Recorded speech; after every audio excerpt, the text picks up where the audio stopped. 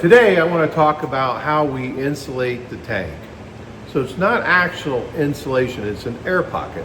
I want to show you that as we weld these tanks together, how we create a 1-inch air pocket between the inner and the outer wall.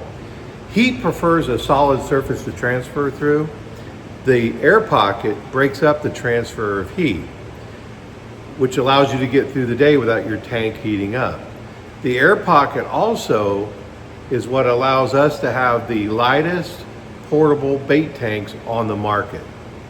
For example, a 20-gallon bait tank with the lid is 45 pounds. Without the lid, around 30.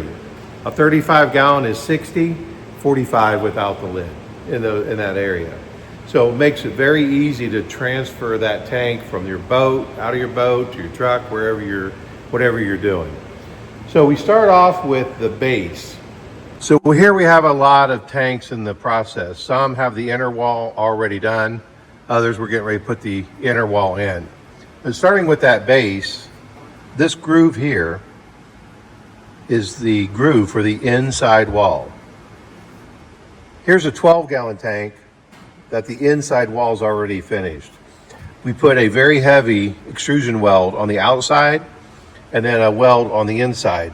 Once the wall is welded, we soak it in water to ensure that we have a watertight integrity weld. Once it has passed the water test, we make the outside wall. And this outside wall goes into that outer groove. Once we place it in, then we weld, and then we cap. But what that does for us is that will then give us a 1-inch air pocket between the outside and the inside wall. So with that said, let's get our weld on.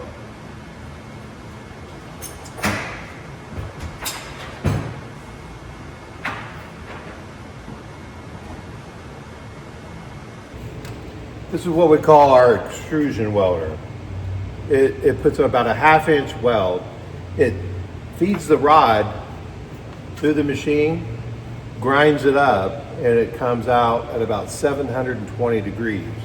The heat that comes out of this tip also heats the base and the wall simultaneously. So when those three components come together, they say it's like a fiber in a shirt. It just makes it one unit. And we may demo where we'll actually cut through a piece and you can see the weld. The weld then becomes the strongest part of the tank. We've actually taken this material, welded it, and fastened it down, start hitting it with 2x4s. You'll literally break through the plastic before you break the weld. So if anybody has any question about the strength of a welded tank, it's very important to understand the speed and the temperature when welding HDPE.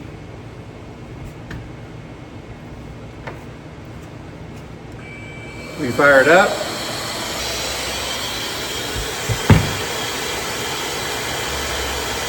The first step is to route our base. So when the machine has cut this has a very sharp edge and what we call an onion skin.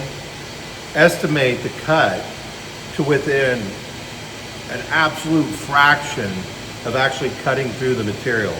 It's our goal, and I don't know if you can see that, to leave that little bit of plastic there. And what that does by keeping as much plastic down as possible on the router, which is behind me, is a vacuum suck. So when this sheet of plastic is put on the table and we hit that vacuum, it sucks it right down to the table so it doesn't move. So by maintaining that onion skin and calculating that cut to the nth degree, that helps maintain that suction on the table. So then we'll bring it to the router and we're going to trim it up.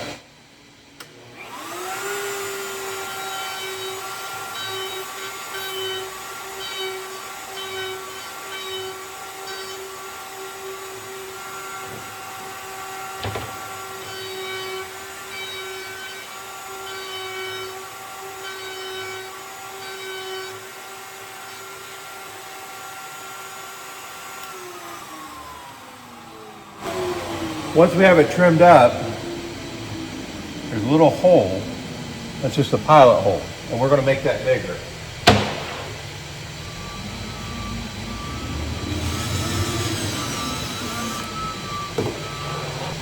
What we use that hole for, as you can see, that's in between the walls. So if you ever get any condensation between the walls, or if you're like me, I'll drop a hose in a tank, walk away, and the tank will overflow. There's actually a grommet on the inside wall where the wires come up and through. That's not a watertight grommet. So if you overflow the tank, water will get in that grommet in between the walls. This weep hole in between the walls, the water finds its way and can relieve itself. So that way you never have a buildup inside the tank. Let's go over to the welding table.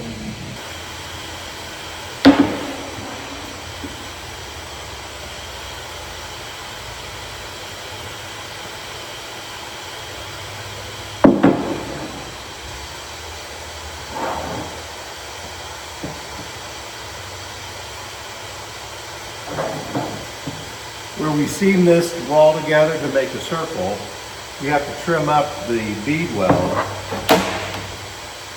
in order for it to fit comfortably in that groove. We take off any edges or burrs.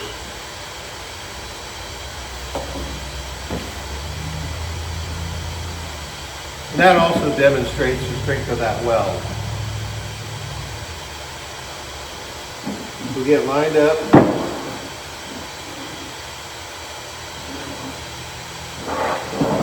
Show you something else I'm thinking about it. So what we do when we cut, we put little tick marks on the tank. This inner one shows me where to line the weld up on the inside, so that way that seam is hidden behind this filter area back up into that corner. This marks center, so when I go to put the outside wall on, I have a seam directly in the center of the tank.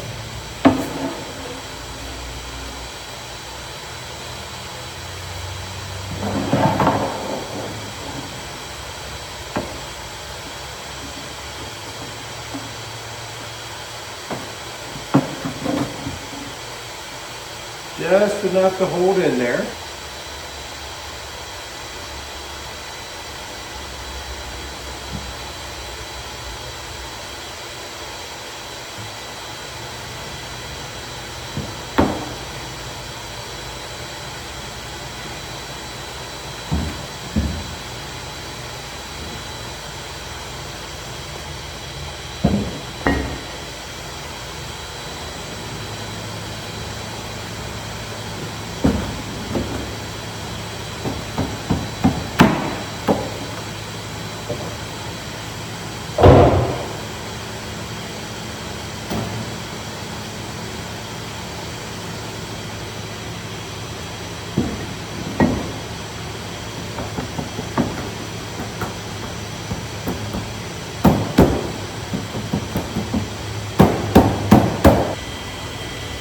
Very important to make sure that that's completely in that groove, because as we're going to come around with this weld, that hot melted rod will actually push down in between that little space, a very little space, into that groove to help hold that wall down. If you don't have it down completely, that rod will literally get up under that wall and raise it.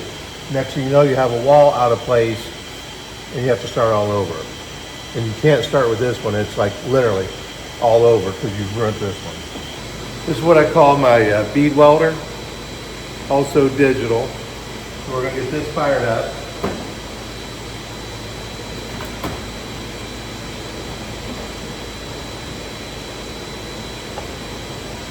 These are all preset, so we turn it on and we'll run our rod through here.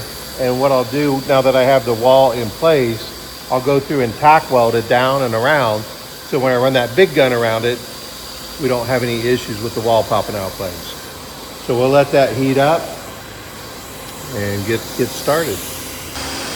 These are our spools of welding rod. We feed them up, around, and right into the gun. Next is prepping the material. There's a very slick finish on this HDPE. So what we do, we go around, we scrape that off, and that allows the rod to have something better to bond to.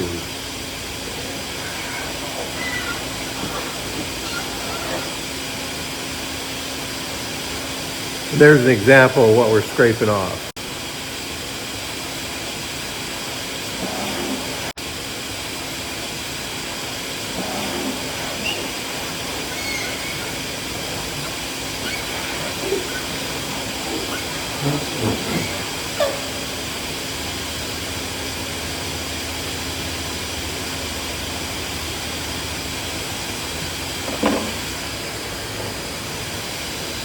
So next is my welding rod, and we have a couple.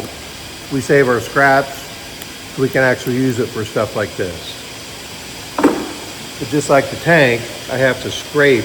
This has a slick surface, so I need to scrape this off.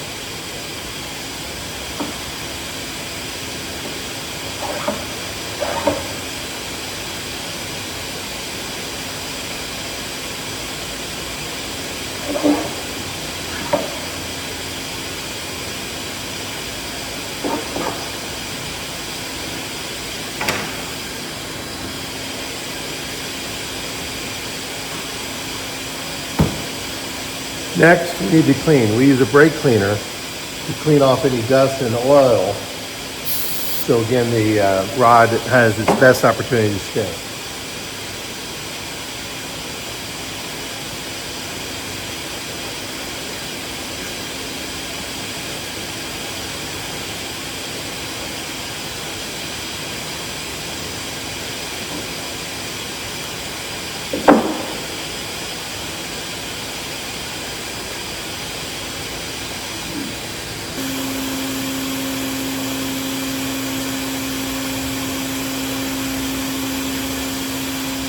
Always helps when you can see.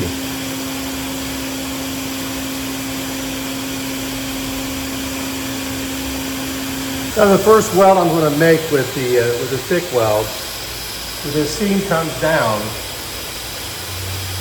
it could be a little challenging to create a watertight weld here. So I'm going to weld with this right over, press that down, let that settle. That way when I come around with the big gun, it's like a double layer of protection.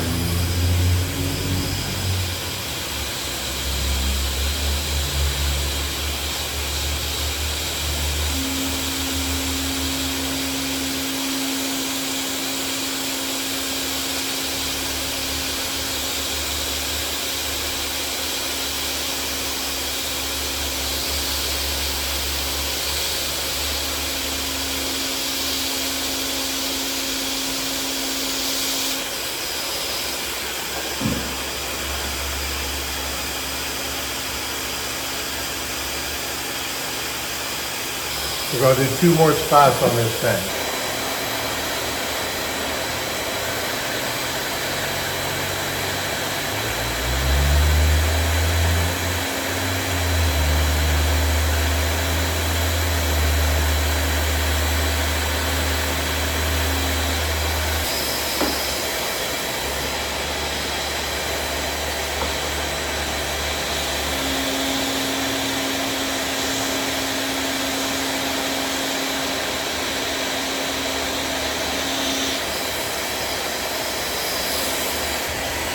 Now we're ready for the big dog. And watch right here, where this spool's at, you'll see the welding rod uncoil as it comes up and it feeds the welder.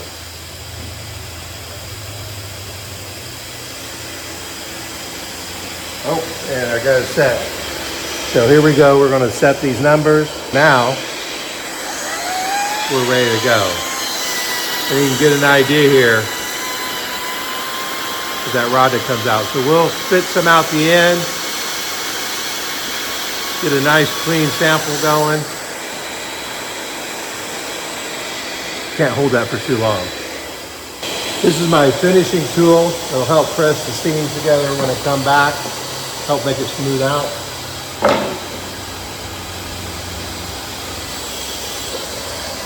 And I always start in front of this seam so that I can press this. Because if I start here and I come around, it'll be too cold to press. So we'll start about 3-4 inches off of that. All I'm doing now is just heating that surface up a little bit.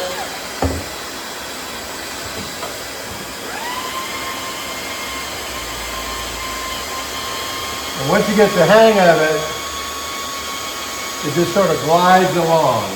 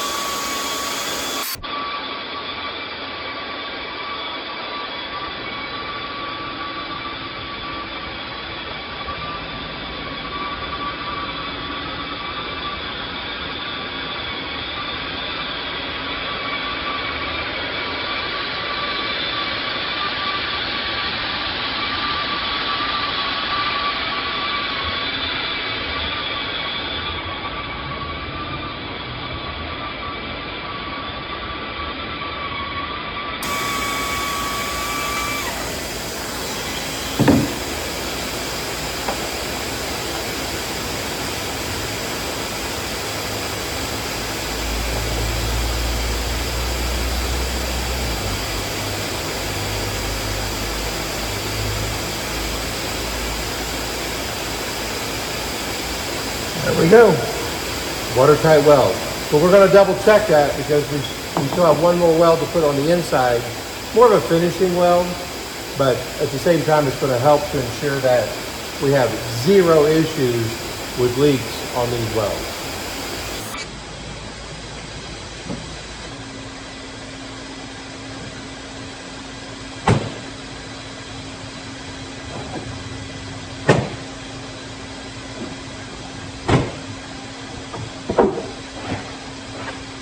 The next step would be to do the inside weld all the way around.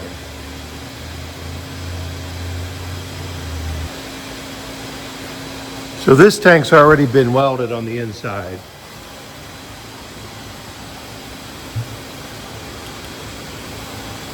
And here you can see that weld. And the black line, that's where our demising wall will go to separate the filter area from the bait side. So on this 20 gallon, this is 30 gallons total, 20 in the bait, 10 in the filter compartment.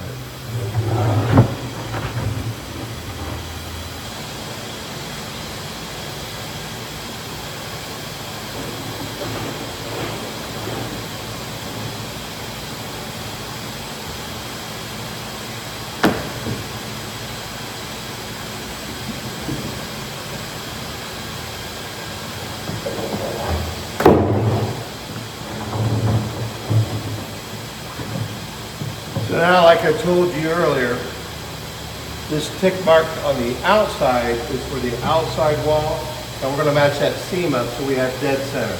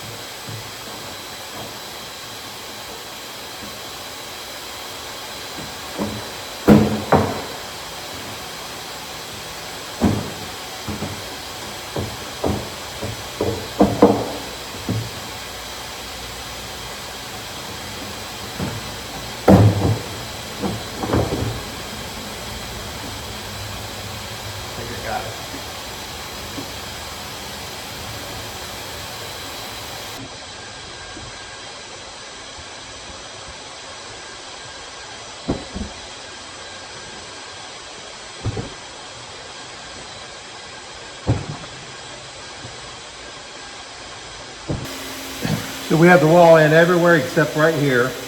So we're just gonna put a little pressure and lightly snap it into place. And you'll actually hear it go boom, snap right in. So that's how I know it goes in. So we're set. Now we have to prep.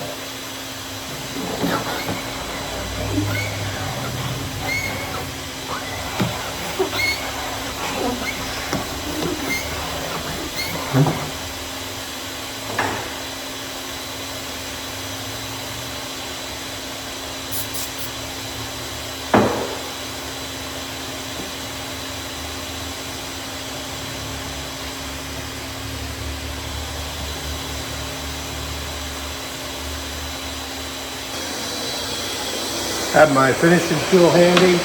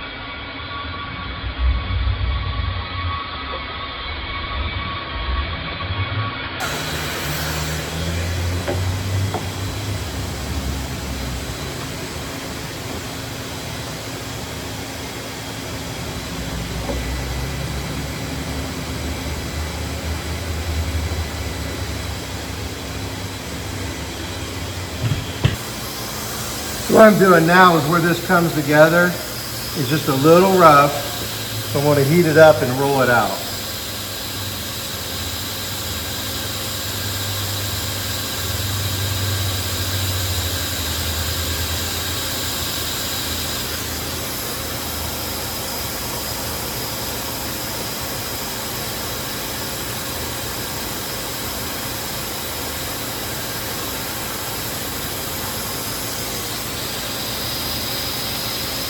Sometimes when you come over this, you get a little bump. No one would probably ever notice it, but we do.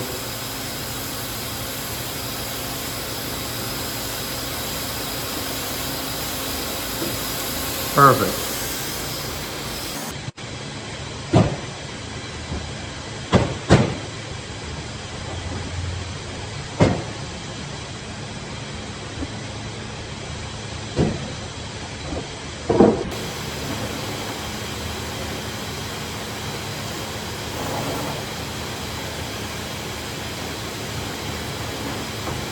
Next is to trim it.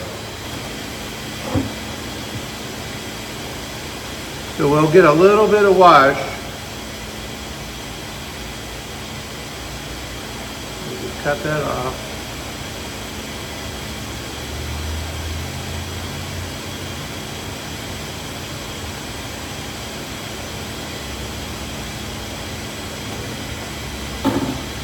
Then we use a deburring tool. Give it a real smooth edge.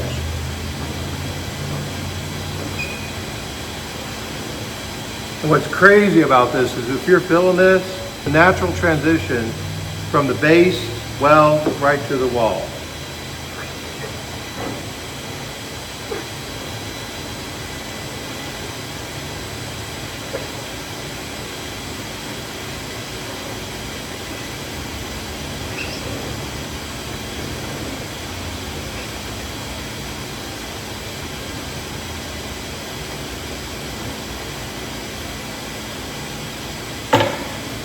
Okay, we've successfully put the outside wall on, and as a result, there's your 1-inch air pocket. So we'll cap this next, and just like the base that had the lines, the cap that goes on top, we set it on top, we snap these walls in place, flip it upside down and weld to get the cap on, and then the demising wall last. But the next order of business on this tank is the drain. So this is a dealer tank going down to Ken Akers, Rebel Outdoors in Louisa, Kentucky. And he ordered this 20 for his store with a lower drain. And if you remember on the side, we had those tick marks so I knew where these welds go as far as lining them up. So in the front, we also have one for a drain. So I found my tick mark, and I'm going to come up 2 1/4 inches. So we actually have a little cheat sheet. So for a 3/4 inch drain, which is this right here, we're going to come up 2 1/4 inches.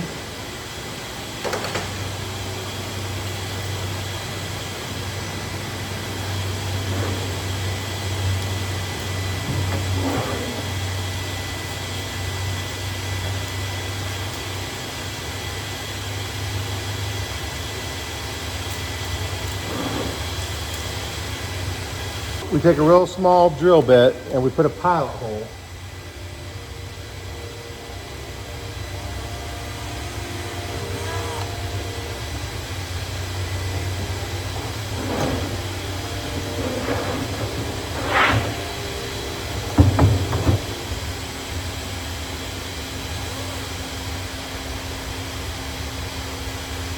I'm trying to angle this. I don't know if you can see the drill bit in there, but there's a line, and you can see we're right above that line, which is center.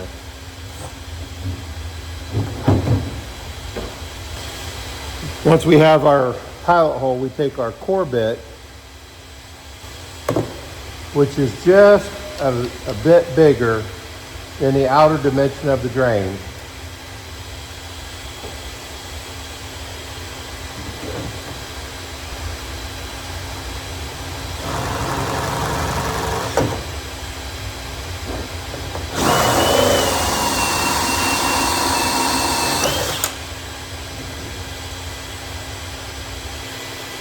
We take our deburring tool and we clean it up.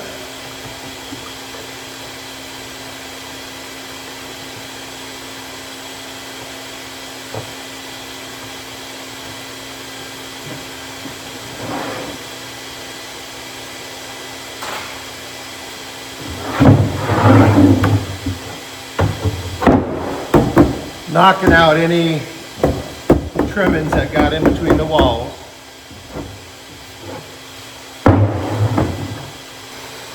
Now, if you were to install this drain into an air pocket without a spacer, what would happen as you bring this bulkhead fitting together, it would collapse the walls and you could not create a watertight seal. And as you can tell, this will go right in. So we'll drop a spacer in between the walls that's just bigger. And here's an example. So you can see what that looks like as that goes down. We'll drop that all the way down, so it's right here. So when we drill the back side of that wall, which is the inside wall, we can put this drain through. We put 5200 7-day cure, and as that hardens, that creates a watertight seal for a bulkhead drain. So there you have it. That 1-inch air pocket is our insulator. We have done tests with exact same tanks, exact same water, where we poured a R17 closed cell insulation in the walls and tested them. Let the tanks run for a day, same position, full sun, and at the end of the day, to our surprise too, the air pocket outperformed the insulation. Right then we knew, now it wasn't by much, it was by 1.5 degrees, something like that. But nonetheless, the air pocket outperformed the insulation. So right then we knew we didn't have to go through the added expense and wait to insulate the tanks. The air pockets did an amazing job and still do to this day. Stay tuned for more how we do it at X-Treme Bait Tanks. And as always, if you have any questions, visit our website at xtremebaittanks.com or just give us a call. Until then, we hope you have an extreme day.